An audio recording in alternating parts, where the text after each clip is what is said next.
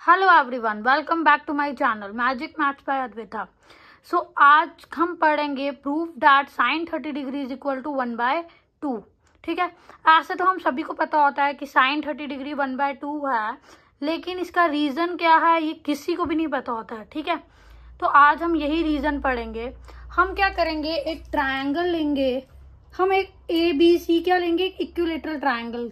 अभी आप इन सब में ना, इन सब को अभी इतना वो नोटिस नहीं करना, आप सिर्फ क्या करना है, हमको एक इक्विलेटरल ट्रायंगल चाहिए।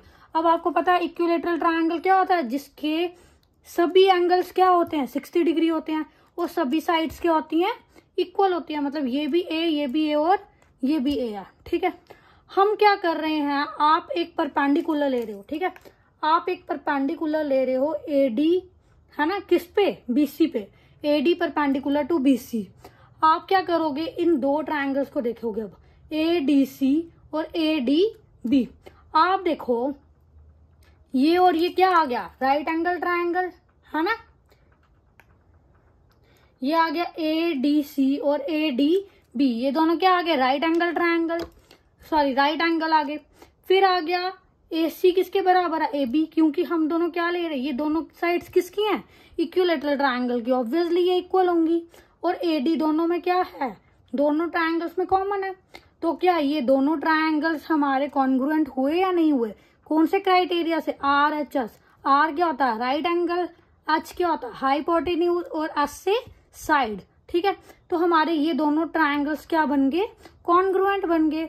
अब आपको पता है corresponding parts of congruent triangle के हिसाब से ये इक्वल होंगे। कौन कौन, देखो CD, मैंने लिखा है CD is equal to BD। ठीक है, ये और ये इक्वल होंगे, लेकिन आपको पता है BC की पूरी लेंथ क्या थी, A। तो जब ये दोनों इक्वल हैं तो ये भी A/2 आ गया, ये भी कितना आ जाएगा, A/2, है ना। और CAD देखो, ये आ गया CAD और BAD, ये भी इक्वल आ जाएंगे, कैसे, by corresponding parts of congruent triangle. ठीक है, अब देखो ये दोनों कितने आ गए, फिर 30-30। अगर ये दोनों इक्वल है और ये पूरा 60 था तो ये 30-30 आ जाएंगे, आ गए। अब देखो, अब हम सिर्फ एक इतना सा पोर्शन ले रहे हैं। ठीक है, समझ लो हमने ADC ले लिया। ठीक है, अब आप देखो साइन 30 डिग्री किसके बराबर होता है, परपेंडिकुलर अपॉन हाइपोटेन्यूज के।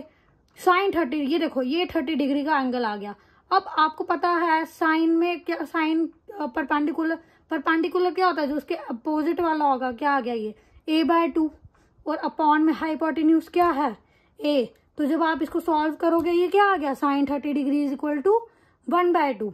अब देखो हम इससे ना सिर्फ साइन एंगल्स नहीं निकाल सकते, हम कॉस एंगल्स भी निकाल सकते हैं, टैन भी निकाल सकते हैं। अब देखो आपको ये दोनों साइड का पता चल गया, है ना। अब हमने AD की वैल्यू भी निकालनी है, कैसे, ये तो आपको पता है राइट एंगल ट्रायंगल है, तो आप किसका यूज करोगे, पाइथागोरस थ्योरम का। AD की वैल्यू निकाल दोगे, ये मैंने निकाल दी। AD की वैल्यू क्या है, √3a/2।